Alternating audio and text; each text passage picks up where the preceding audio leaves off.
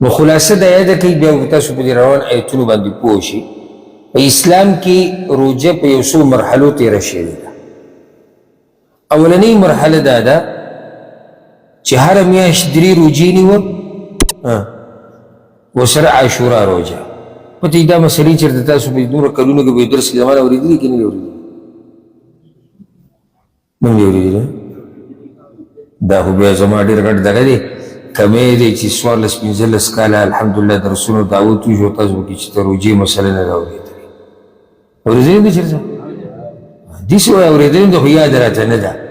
نو ما شکي کوئ چې دا دومره درسونه مو وکړو ما د اوسه پورې مسلمانانو ته چې د روژې مسله ذکر نه کړه. خو روژې باندې زما مستقل درسونه دي الحمدلله او وضاحت پکې من کړی.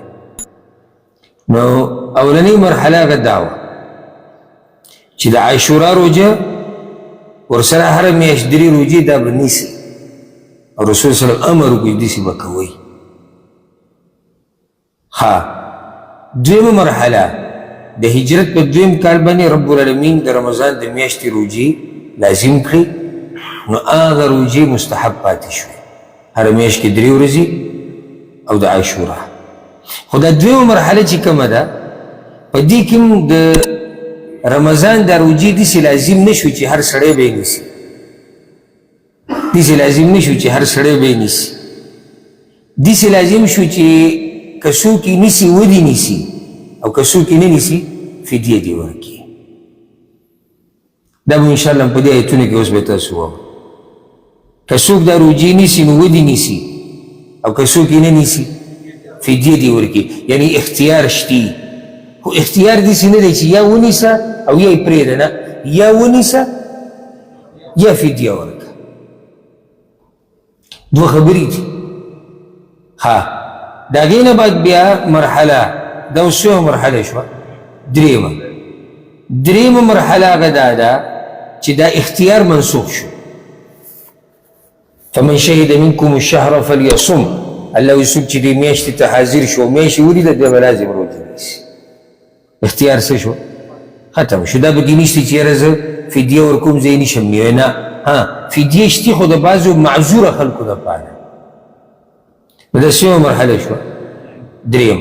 څلورمه مرحله بیا دا ده خو دا یاده کړئ په اوله کې روژه څنګه وه چې که څوک اوده شو لکه اوس یو سړی دی د ماښام نه واله د سحر راختو پورې په منځ کې اوده شو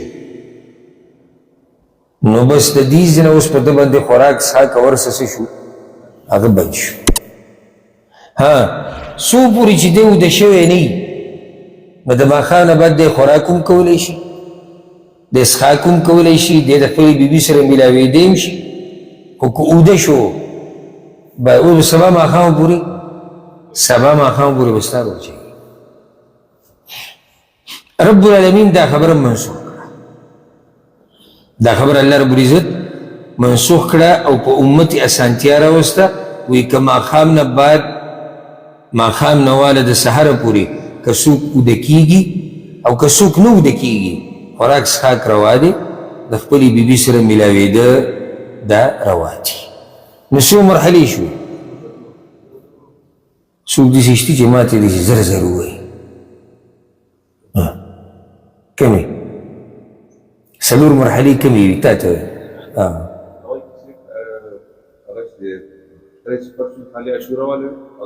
عاشورا او 3 ورځې په هره میاشت کې. دویم د رمضان روژې دي خو اختیار پکې و چې یا ونیسه یا فدیه ورکړه. درېیمه مرحله درېیمه ده چې اختیار دې ختم شو لازم به د رمضان روژې نیسي. څلورمه که د ماښام نه بعد څوک ادم شو نو د دې لپاره بیا هم خوراک څښاک د سهاره پورې د سهار د راختو پورې روا دی او دغه شان د شهوت چې صحیح هغه کول هم روا دي. نو دا 4 مرحلې شو. اوس هم پوه نه یم زه به دا وکړي سبا د نه زه تپوس کوم چې ما چېرته روژې مسایل بیان کړي او تاسو بیا سوچ کې لاړ شئ چې ګوره بیان کړي دي که نه دي.